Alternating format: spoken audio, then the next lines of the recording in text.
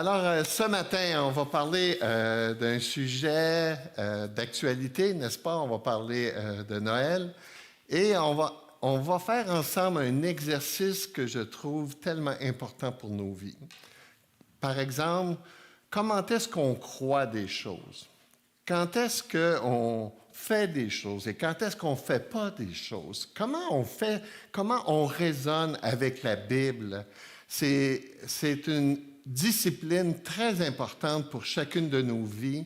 Malheureusement, parfois, des chrétiens ils ont tendance à simplifier leur raisonnement et ils font des faux raisonnements, je crois. Donc, on va essayer de voir ensemble comment aussi, au travers de ce sujet-là, on peut faire des raisonnements pour comprendre ce qui est bien ou ce qui est mal. Comme croyants, on est confronté à différentes pratiques qui sont autour de nous. C'est intéressant ce que Priscilla a dit au sujet des chants. On a dit des chants populaires, mais moi, j'avais presque entendu des chants païens.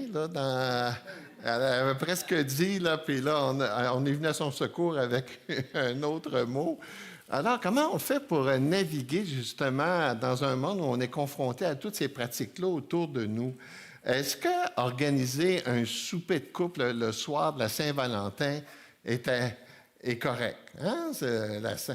Toi, tu trouves qu'il n'y a rien là? Ben, c'est une fête païenne, ça, la Saint-Valentin. Cupidon, là, tu crois-tu à ça? Là? On peut se poser des questions. Est-ce que, alors qu'on justement on est bientôt dans la saison de Noël, est-ce qu'un chrétien devrait fêter Noël? Un peu comme Gabriel vient de réagir. Ben oui, c'est sûr, c'est clair. Mais ça n'a pas toujours été clair comme ça dans l'histoire de l'Église. Il y a des gens, c'est pas comme ça qui ont réagi. C'est surtout que la fête de Noël a perdu amplement sa signification de relier à Jésus, à sa naissance. Aujourd'hui, c'est plus la fête des cadeaux, la fête du matérialisme, la fête des parties.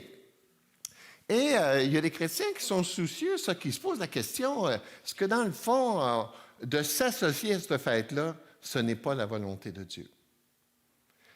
Je poserai la question, je suis convaincu qu'il y a des gens qui, sans hésitation, vont dire oui, peut-être qu'ils n'ont pas réfléchi leur réponse. Pourquoi on peut s'associer ou pas s'associer? Alors, c'est important de savoir comment on arrive à prendre une décision. Je lisais le témoignage d'un jeune couple de croyants qui disait ceci. Comme plusieurs nouveaux chrétiens et étudiants de première année à l'école biblique, moi et ma femme, nous ne fêtions pas la fête de Noël dans les années 70. Quelqu'un nous avait informés sur ses origines douteuses comme faisant partie des fêtes païennes et que l'Église catholique avait récupérées au Moyen Âge. Jésus ne serait pas né le 25 décembre et on ne voulait pas offenser Dieu. C'est alors que nous avons écrit à nos familles en Californie pour leur annoncer que nous ne participerions pas aux célébrations traditionnelles de la famille, car nous ne voulions pas mélanger une fête païenne avec une fête religieuse. Inutile de dire que la famille n'a rien compris à notre décision. Et il y a quelque chose ici que je veux souligner déjà au départ, le souci que ces croyants-là avaient de vouloir plaire à Dieu. Donc, je pense que c'est tout à fait honorable. Hein? On veut honorer Dieu et on ne voudrait pas déshonorer Dieu par les choix qu'on fait dans nos vies. Toujours dans le même esprit, un prédicateur à la télévision dénonçait les chrétiens qui voulaient participer à la fête de Noël. Il disait que c'était une fête païenne et que Jésus n'avait pas pu naître en décembre.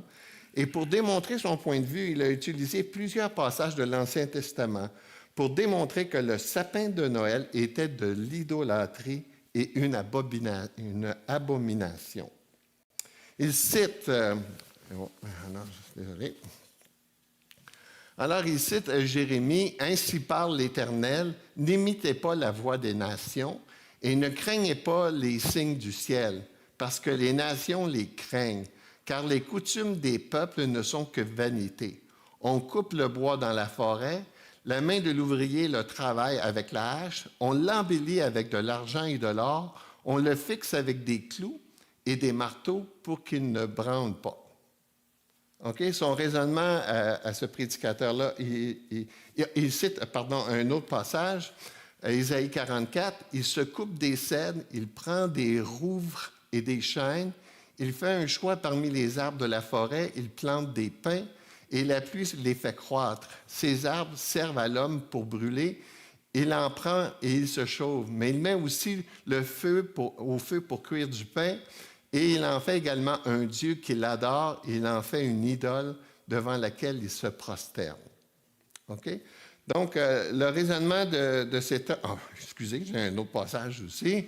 Jérémie 3, « Reconnais seulement ton iniquité, reconnais que tu as été infidèle à l'Éternel ton Dieu, que tu as dirigé ça et là tes pas vers les dieux étrangers sous tout arbre vert, et que tu n'as pas écouté ma voix, dit l'Éternel. » Donc, 3 passages qui parlent ici, qu'on peut associer avec le sapin, avec un arbre vert.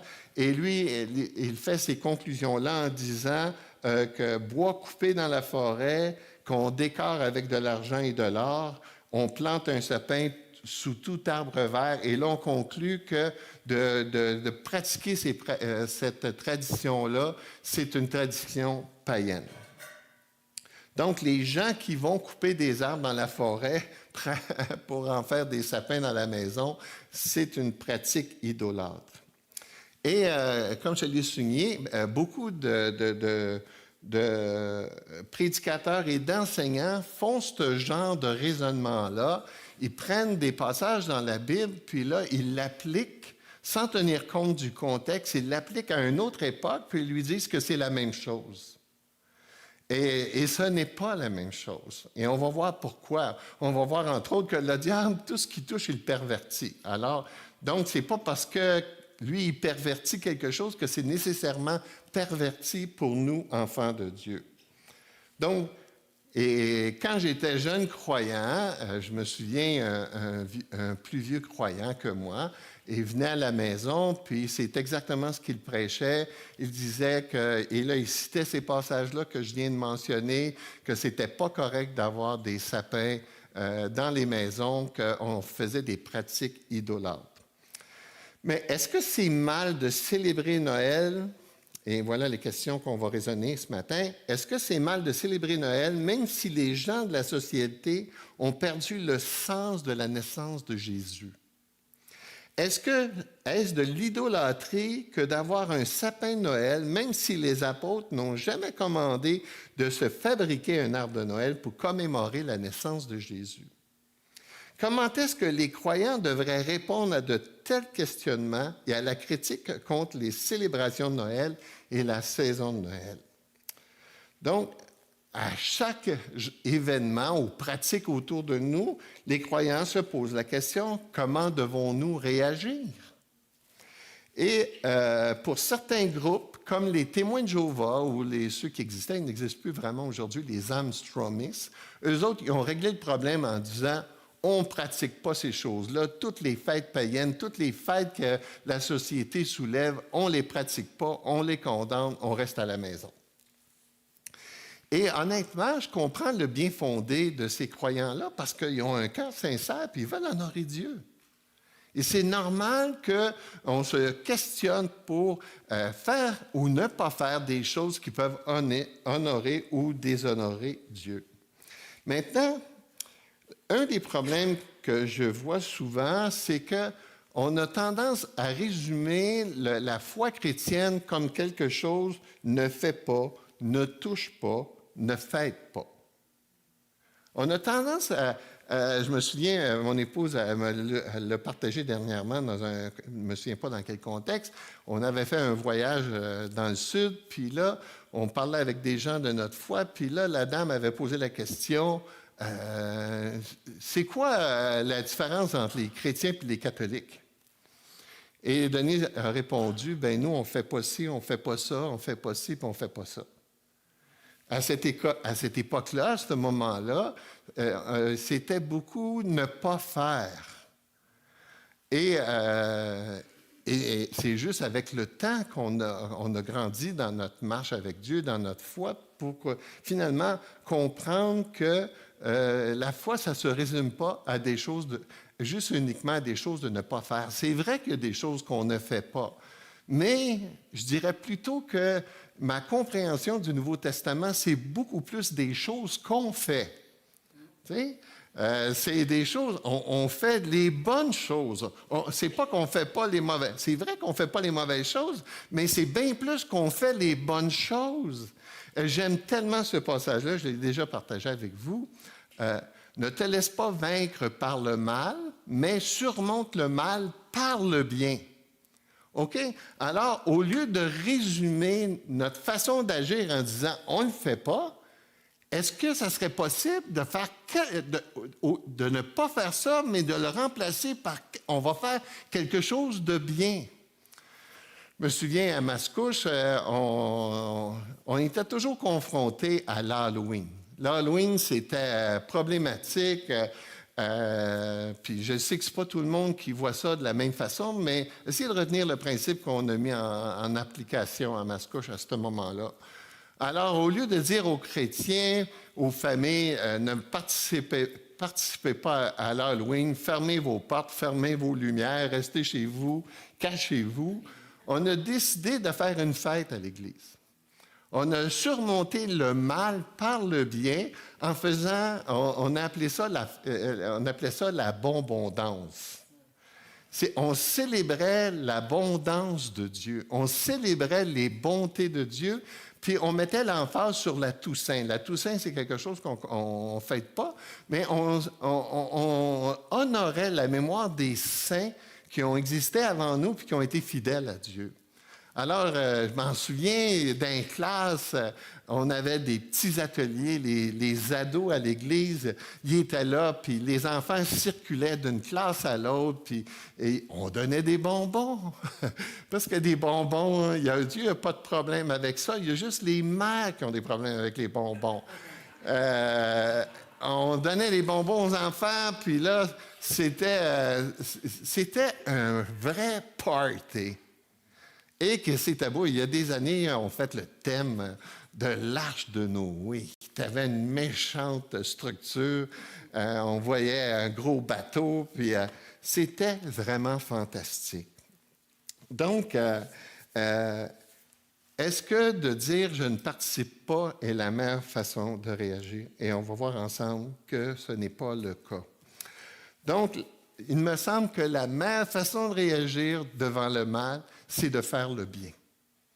Et c'est ça que je vous invite à considérer dans vos décisions. Donc, c'est vrai qu'on ne va pas faire certaines pratiques, mais on va les remplacer par des bonnes pratiques. Alors, comment on doit réagir à la fête de Noël? Bien, il y a 50 ans, on ne serait même pas posé la question. Parce qu'il y a 50 ans, c'était clair. Noël, on célébrait la naissance de Jésus. Il n'y avait pas toute cette emphase-là aujourd'hui sur le matérialisme. À ce moment-là, c'était tellement... c'était une belle fête. Moi, j'ai accepté Jésus dans mon cœur à la messe de minuit. Hein? Parce que je voulais aller à la messe de minuit parce que c'était... mon fils Philippe... emmener souvent ses enfants à la messe de minuit pour que ses enfants voient c'est quoi l'Église catholique. Puis la messe de minuit, c'était tellement l'événement de l'année, tout ça. Mais donc, il y a 50 ans, c'était très clair que ça faisait référence à Jésus. Et la fête aussi ne durait pas aussi longtemps qu'elle dure aujourd'hui. Ça durait entre le 24 décembre et le 2 janvier. Aujourd'hui, on dirait que c'est une fête qui ne finit plus. Hein, c'est-tu long? Ça commence de bonne heure, puis ça finit tard. Puis là, chaque année, avec mon épouse, c'est la discussion pour savoir quand est-ce qu'on monte le sapin. OK? Parce qu'elle aime ça, elle a hâte de monter le sapin. Puis moi, je dis, « Hey, chérie, là, on ne va pas avoir un sapin 3 mois dans le salon. C'est pas vrai, là, j'exagère. Oui, chérie, j'exagère. Et parce qu'elle m'écoute. Alors, moi, je vais avoir un petit discours alors qu'on va dîner ensemble. Mais quand même, quand est-ce qu'on commence à écouter des films de Noël? Hein? On commence tellement de bonheur que quand on est rendu à Noël, mais Noël, aujourd'hui, Noël, c'est la fête de qui? Des marchands. Eux autres, il y a beaucoup de compagnies qui font leur profit dans l'année durant la période de Noël, tellement que c'est intense et que ça fonctionne bien. Donc, c'est un temps favorable pour l'économie. Mais ça n'a pas toujours été le cas. Hein? Ici, Barna Research Group, j'aime beaucoup cette organisation-là qui fait beaucoup de recherches, de sondages pour savoir ce que les gens croient. Eux, ils ont sorti, c'est des statistiques qui sont un peu vieux, là, parce que je commence à être vieux. Alors, donc, quand même, je suis sûr qu'ils ne sont pas tout à fait les mêmes, mais quand même, on n'est pas loin. 37% des Américains disent que la naissance de Jésus est le sens premier de Noël. Il faut comprendre que les Américains, il y a quand même plus de croyants, ou même d'évangéliques au Canada, au Québec. Aux États-Unis, on parle peut-être de 21%, au Canada, autour de 11% et au Québec, en bas de 1%. C'est pour ça qu'on dit que le Québec est le plus grand champ missionnaire de tous les Amériques, là. Donc Amérique du Sud, Amérique du Nord. C'est un grand champ missionnaire. Ensuite, 75% des chrétiens évangéliques mettent en priorité l'importance de la naissance de Jésus comme étant la raison d'être de Noël. 29% des catholiques placent la naissance de Jésus en premier à Noël. 24% des théologiens libéraux, malgré tout, affirment que la naissance de Jésus devrait être le sens premier de Noël. Et finalement, 44% des répondants consultés disent que les parties de famille sont la partie la plus importante des jours religieux, comme de Noël et de Pâques. Avec des telles statistiques, le révérend Will Munn, un théologien de l'Université de Duke, affirme « Le Christ a été retiré de l'esprit de Noël. Christmas without Christ. » Donc, on fait face à ça aujourd'hui. C'est pour ça qu'il y a 50 ans, on n'aurait pas même discuté de ça, mais aujourd'hui, on est dans cet esprit-là. Est-ce que finalement, ça vaut encore la peine de faire un événement comme Jésus a marché sur la terre, ou encore la fête qu'on va faire dans 2 semaines, ou les cantiques que Priscilla et Marc-André vont faire dans une résidence? Est-ce qu'aujourd'hui, ça vaut encore la peine de le faire? Les Nord-Américains sont devenus insensibles aux principes religieux. Ils sont aussi devenus insensibles et à la signification religieuse de la fête de Noël. Et c'est pour ça qu'on ne dit plus « Joyeux Noël », mais on dit « Joyeuse fête ». Hein? Ben moi, je dis « Joyeux Noël ». Puis je prends le temps de le dire. Donc, alors, quelques objections. Pourquoi qu'on ne devrait pas participer à cette fête-là? Premièrement, Noël, c'est une fête commerciale et matérialiste. On ne devrait pas s'identifier à cette fête-là pour cette raison-là. Et comme je l'ai souligné, c'est vrai qu'aujourd'hui, ce qui caractérise beaucoup plus cette fête-là dans la société, c'est du matérialisme, les cadeaux, les parties, beaucoup plus que la naissance de Jésus. Et même la naissance de Jésus est ridiculisée. Ou même on s'en moque, on ne croit plus à ces choses-là. Maintenant, si on utilise ce genre de raisonnement-là comme un raisonnement légitime d'abandonner la fête de Noël, de souligner la naissance de Jésus, bien, on va être obligé de rejeter plein de choses que le diable a falsifiées. Le diable, tout ce qu'il touche, il le falsifie. Il le transforme, il l'amène en mal, tout. Même la Bible, il l'utilise mal. Mais, toutes les choses, la sexualité, il l'utilise mal. L'argent, il l'utilise mal. Tout ce qui touche le diable, il veut le transformer pour le mal. Il a tout perverti. Et donc, si on rejette les choses parce que le diable le pervertit, mais on va tout rejeter. Parce qu'il a tout perverti. On peut faire le genre de raisonnement ici, abstenez-vous de toute espèce de mal. Donc, le diable, il l'a perverti, alors on n'y touche plus. Mais s'abstenir de ce qui est mal pourrait nous amener dans toutes sortes de voies, si on veut être logique, toutefois de voies nébuleuses. Comme je le disais, un exemple, la sexualité, c'est clair que le diable, dans la société, il a tout perverti, toute l'image, la pratique de la sexualité, mais c'est toujours le plan de Dieu que l'homme puisse et la femme puissent vivre la sexualité à l'intérieur du mariage. Donc, on ne rejette pas la sexualité parce que le diable l'a contaminé. La même chose pour l'argent. Le diable, il a tout perverti l'utilisation de l'argent pour l'utiliser d'une mauvaise façon. Et la solution, ce n'est pas qu'on va faire le vœu de pauvreté. La solution, c'est qu'on va utiliser la sexualité comme il faut, on va utiliser l'argent comme il faut, on va utiliser toutes les bénédictions de Dieu que Dieu nous donne, que le diable a perverti, mais nous, on va l'utiliser de la bonne façon. Je me souviendrai toujours à cette image-là, cette histoire-là que j'ai entendue. Des chrétiennes américaines ont fait un échange avec des chrétiennes européennes et les chrétiennes américaines ont été en Europe et ils ont côtoyé les chrétiennes européennes et les chrétiennes européennes prenaient de la bière. Et les chrétiennes américaines étaient scandalisées que les chrétiennes européennes prenaient de la bière. Mais quand les chrétiennes européennes ont été aux États-Unis, en Amérique du Nord, ils étaient scandalisés de voir les chrétiennes qui se maquillaient. Et pour utiliser leur expression, qui se pouponnaient. OK? Alors, on voit que c'est toujours plus facile de condamner, de rejeter, que d'essayer de comprendre puis de considérer un contexte qui peut être différent. Paul, il nous donne une façon d'aborder les choses. Il dit « Tout est pur pour ceux qui sont purs, mais rien n'est pur pour ceux qui sont souillés et incrédules. Leur intelligence et leur conscience sont souillées. » Donc, il invite les croyants à analyser et à comprendre qu'est-ce qui est dans ta conscience.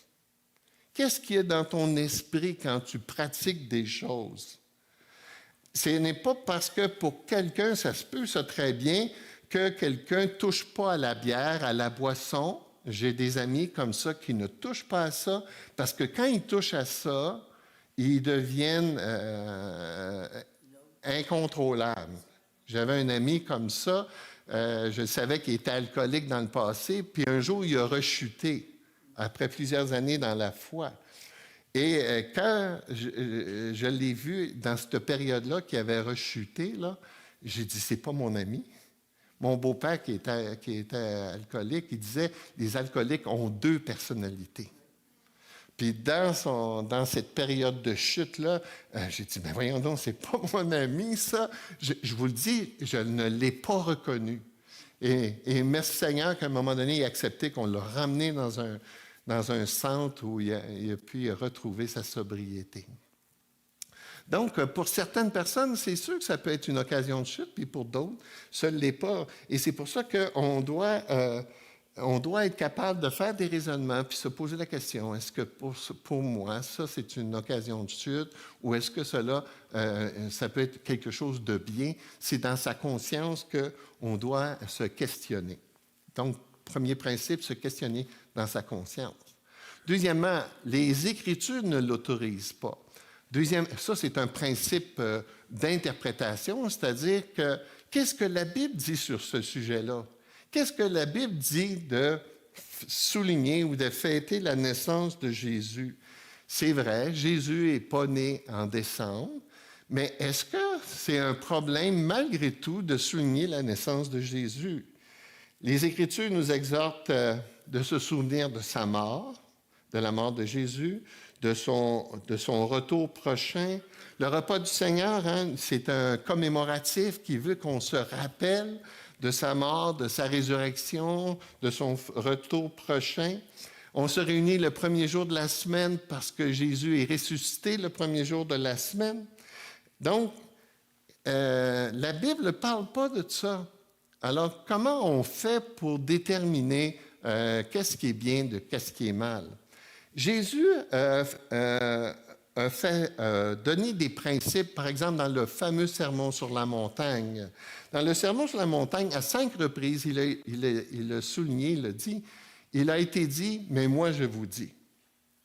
Donc, ce qu'il est en train d'enseigner, ce sont les principes du royaume. C'est Jésus le roi qui donne les principes de son royaume. Les 3 chapitres, c'est de ça qu'il parle. Et dans ces 3 chapitres-là, il nous dit ici, il nous invite à réfléchir sur la façon dont on interprète les Écritures. Il nous invite à faire ce que moi j'appelle les raisonnements de 2e niveau. J'enseigne à l'école biblique à chaque année, puis j'ai une dizaine de jeunes qui sont là, et je leur enseigne ce principe-là, des raisonnements de 2e niveau. Pourquoi? C'est par exemple, je pense qu'ils ne le font plus aujourd'hui, mais quand même, quand moi, mes 5 enfants ont été à cette école-là, à cette école biblique-là pendant une année, puis pour développer des disciplines chez les étudiants, il leur demandait de prendre un temps avec Dieu tous les matins, puis s'ils ne le faisaient pas, il leur donnait un billet jaune. OK? Puis s'il y avait tant de billets jaunes, là, ils étaient rencontrés par la direction. Alors, qu'est-ce que vous pensez que la majorité des jeunes ont fait? Hein? Ils ont pris leur temps avec Dieu. Pourquoi? 1er niveau. Ils ne voulaient pas être rencontrés par la direction. 2e niveau, je veux rencontrer Dieu le matin parce que j'en ai besoin. Parce que c'est bon pour moi. Parce que ça nourrit mon âme. Ça, c'est un raisonnement de 2e niveau. Raisonnement 1er niveau, ah ben là, la loi dit ça, puis parce que la loi dit ça, je le fais. On n'est pas en train, c'est la même chose pour pourquoi on conduit à l'intérieur de presque la limite de vitesse. Presque. Hein? Parce que on ne veut pas pogner de ticket. J'en ai eu un l'autre jour là, dans la voie pour le tunnel. C'était une machine automatique. C'est ça, ça m'a coûté 300 piastres. Savez-vous que maintenant, quand je passe dans le tunnel, je ne dépasse pas 55 km? Mais c'est pas pour ça qu'ils donnent des limites de vitesse. C'est pas pour qu'on ait... Il y en a qui disent que c'est pour faire du cash, mais c'est surtout parce que c'est un système de protection. Ça, c'est le 2e niveau. Mais 1er niveau, il n'y a pas personne qui me voit. J'y vais. Bien là, peut-être tu n'as pas bien compris pourquoi on ne va pas vite. Alors, la majorité des gens préfèrent les limites claires que le besoin de réfléchir. Les limites claires. On le fait pas. Non, réfléchis. Non. On ne le fait pas. Et là, d'enseigner particulièrement nos enfants à réfléchir. Pourquoi on ne va pas dans cette direction-là? Qu'est-ce qu'on pourrait remplacer? Qu'est-ce qui est bien? Pourquoi? Et c'est de les amener à réfléchir. Sinon, vous savez ce qu'on produit? Des petits légalistes. Des personnes qui grandissent, qui ne réfléchissent pas, puis qui font les choses parce que papa et maman le dit, qu'il faut que ce soit des convictions personnelles. Et c'est pour ça que c'est important de les amener à réfléchir. La Bible ne parle pas sur tout, mais elle nous donne tous les principes qu'on a besoin pour faire des décisions éclairées. Vous l'avez. Mais pour ça, mais c'est vrai que des fois, on ne comprend pas pourquoi, puis Dieu commande quelque chose. Alors, quand on ne peut pas le réfléchir, qu'on ne peut pas l'expliquer, on obéit. Mais quand on peut le réfléchir, ce serait important de comprendre le pourquoi Dieu nous invite à faire telle ou ne pas faire telle chose. Un argument encore plus intéressant que celui dans Jean 10, 22, il est question on a ça dans Jean 10, 22. 'Ça parle ici de la fête de la dédicace. dans Jean 10, 22, Jésus participe à la fête de la dédicace. Et la fête de dédicace, ce n'est pas une fête qui était commandée dans l'Ancien Testament. Puis pourtant, Jésus y participe. C'est le peuple juif qui ont décidé, la fête s'appelle aujourd'hui, il l'appelle Hanouka.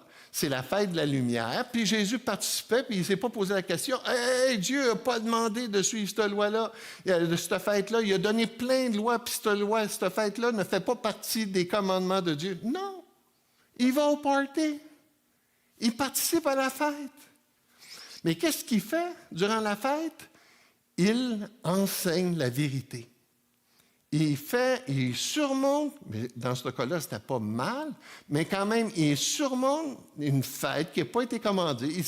Il saisit l'occasion pour enseigner les principes de Dieu.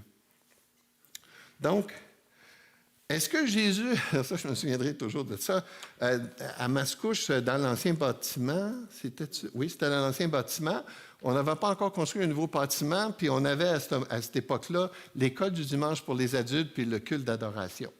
Puis on avait déterminé qu'entre les deux, on prendrait un café dans l'église. Alors on avait installé une table, puis il y avait une équipe qui servait le café dans la salle de culte parce que c'était tellement petit qu'on ne pouvait pas le faire ailleurs. Et là, il y a une sœur qui est venue me voir qui était scandalisée. Et elle a dit, qu'est-ce que Jésus ferait s'il rentrerait dans l'église puis il verrait qu'on prend du café ensemble?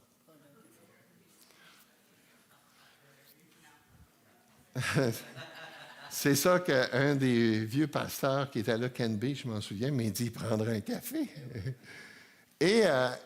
Mais cette sœur-là, je ne veux pas la mépriser.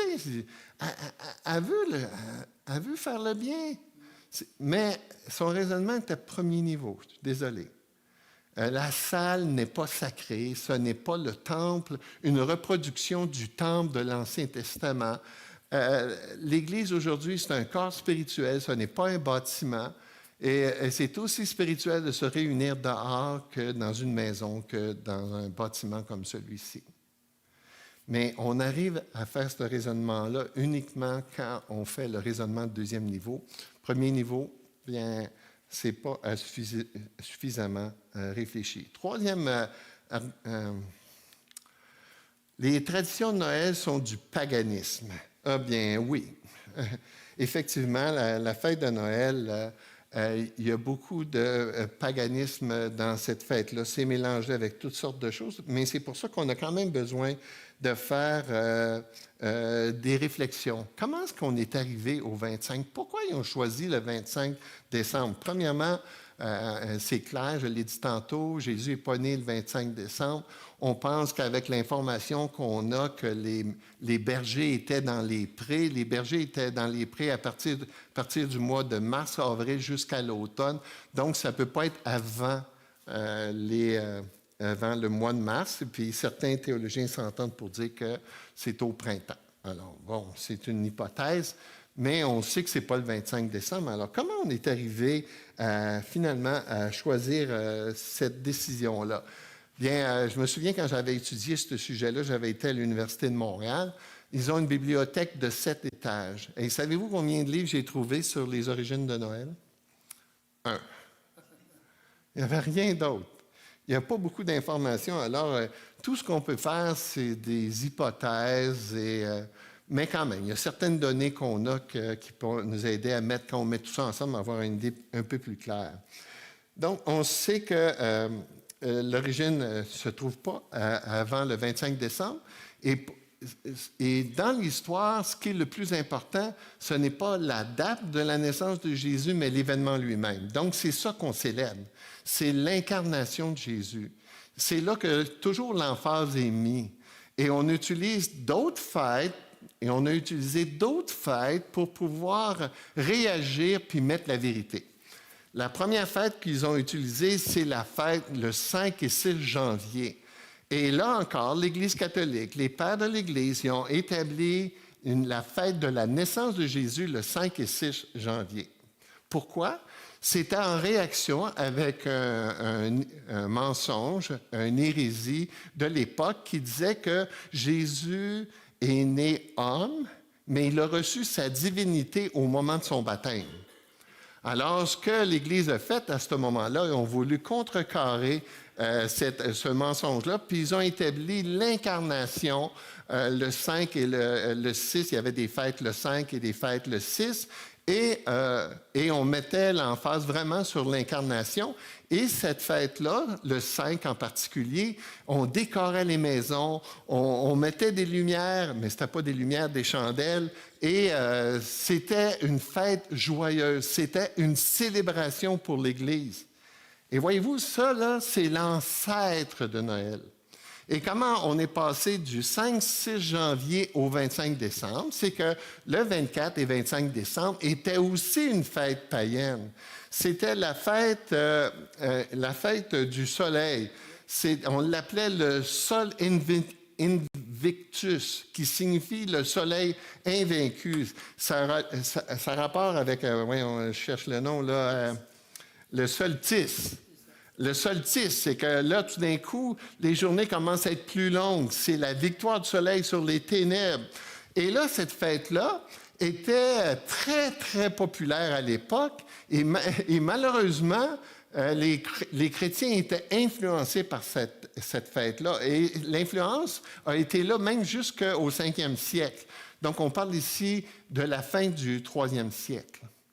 Donc, ce que l'Église, les pères de l'Église, encore une fois, ce qu'ils ont fait, c'est qu'ils ont pris la fête qu'il y avait le 5-6 janvier pour l'amener le 25 pour contrecarrer cette fête païenne-là dans laquelle les chrétiens étaient influencés pour célébrer le soleil invaincu. C'est la lumière qui est invaincue. C'est qui la lumière?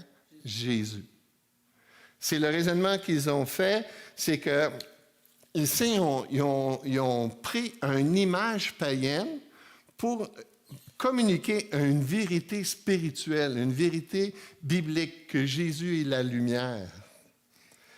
Donc, à partir de ce moment-là, c'est là que tranquillement, la fête a commencé à prendre ses racines. Et il y a beaucoup de personnes qui disent « Ouais, mais c'était d'origine païenne. » Oui, c'était d'origine païenne, mais ils ont surmonté le mal par le bien. Ils ont ressorti ce qui était biblique, ce qui était bien, et ils ont commencé à célébrer la naissance de Jésus. Maintenant, c'est vrai que dans la Bible, c'est pas encouragé, c'est pas défendu de souligner la fête de Jésus, c'est plus sa mort, plus sa résurrection.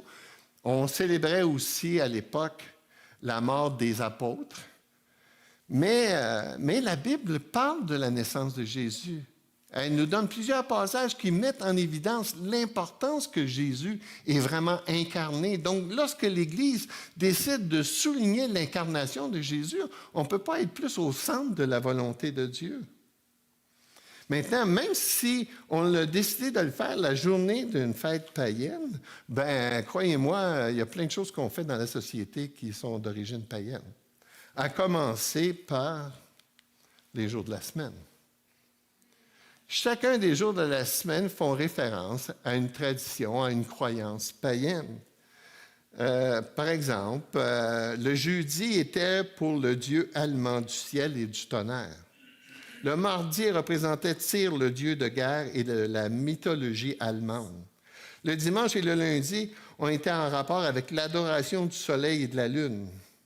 Le samedi était associé à Saturne ou à Assis. Et le vendredi vient la déesse de l'amour, Freya. Pardon? Lundi, c'est la lune. Oui.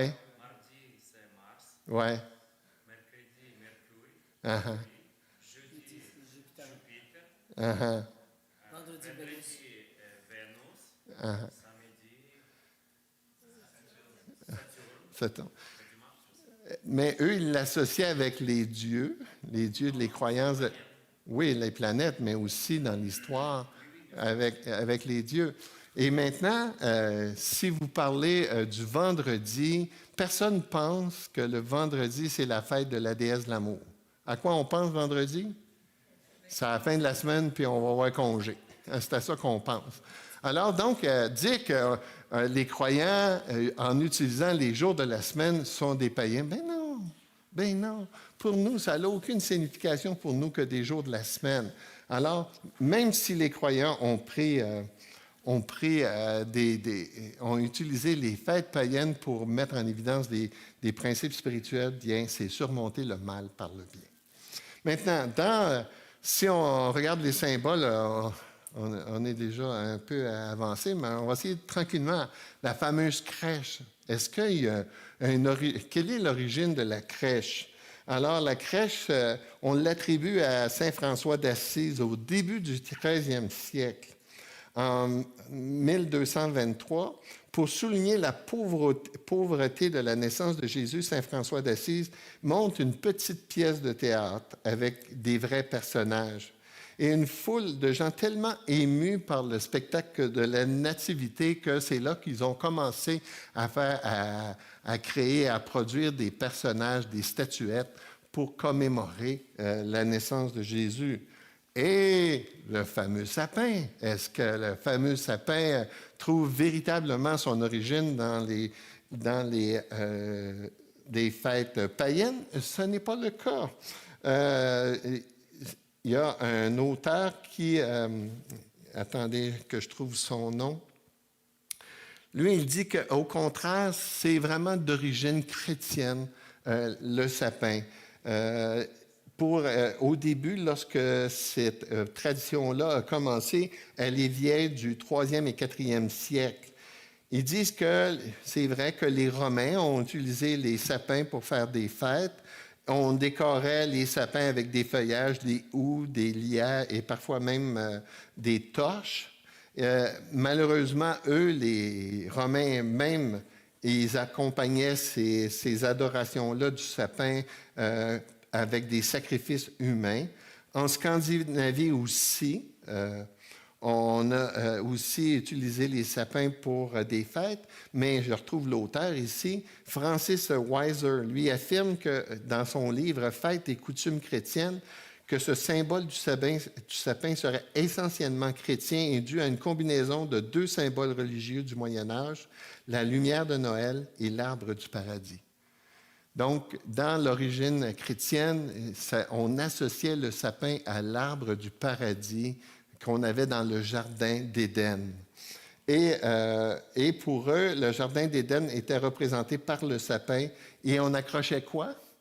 Des pommes au sapin. Hein? Parce que la tradition, les croyances disaient que Adam et Ève avaient mangé quoi? La pomme. Hein?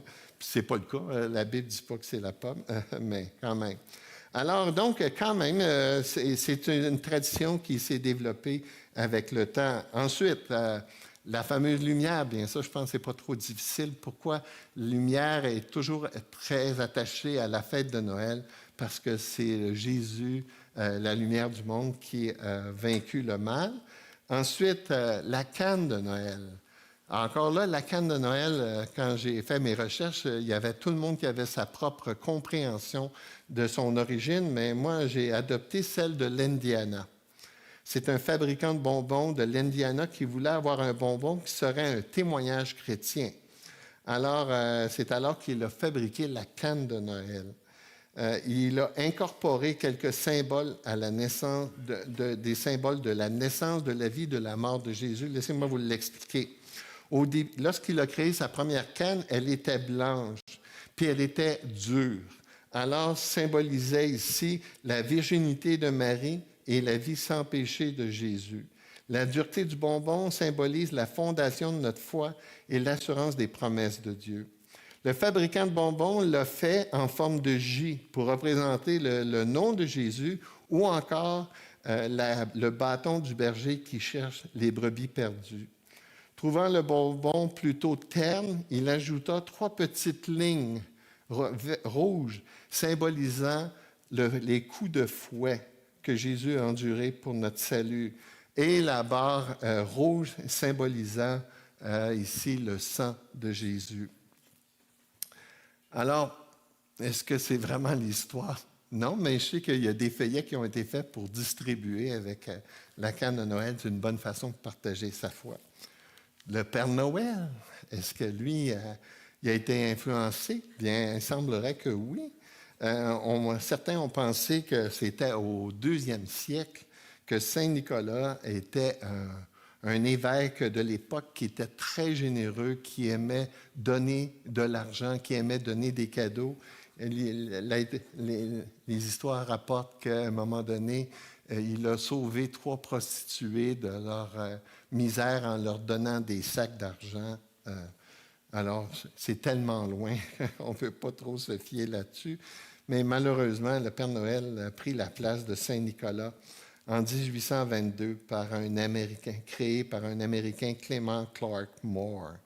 Et c'est développé partout dans le monde.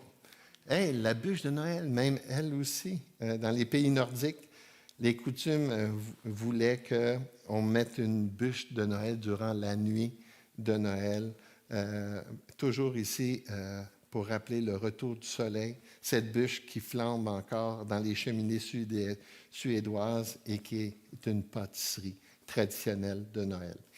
Donc, en conclusion, Noël, pour nous, enfants de Dieu, c'est l'occasion de partager la naissance de Jésus, même si on lutte contre une montée du matérialisme. On peut encore parler de ça. Il y a encore des gens qui se souviennent de ça, puis il ne faut pas se gêner pour le faire. À notre tour, on peut briller puis faire connaître la raison d'être de pourquoi Jésus est venu sur la terre. Qui est Jésus? C'est fantastique qu'on peut faire une pièce de théâtre pour parler encore de Jésus, qu'on peut faire une célébration de Noël pour parler encore de Jésus.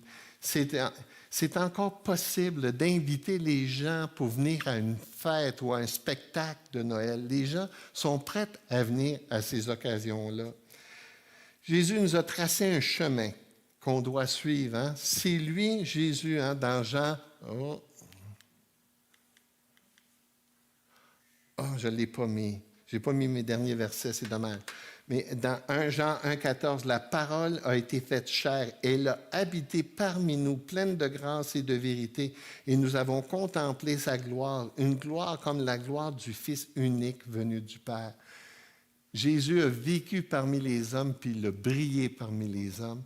Et les croyants sont invités à faire la même chose, à suivre l'exemple de Jésus, à être présents dans la société, à ne pas fuir le monde, à être parmi le monde, briller, surmonter le mal par le bien. Prions. Seigneur Jésus, moi je suis tellement content qu'on a ces traditions-là, puis c'est sûr que ça me fait de la peine de voir qu'elles sont de plus en plus perdues. Mais Seigneur, pendant que c'est encore possible, je te demande, mon Dieu, qu'on puisse ouvrir la bouche, qu'on puisse briller, qu'on puisse parler de ce merveilleux Sauveur, parler de cette belle histoire. Jésus, le monde en a tellement besoin. La fête de Noël aujourd'hui, elle est tellement vide de sens. On parle de vertu, de valeur, mais il y a seulement toi, Seigneur, qui peut produire ces vertus-là dans nos vies. Alors Jésus, donne-nous de briller. Puis je te prie pour mes frères et mes sœurs, pour que tu leur donnes du courage afin d'ouvrir la bouche en toutes circonstances, favorables ou non.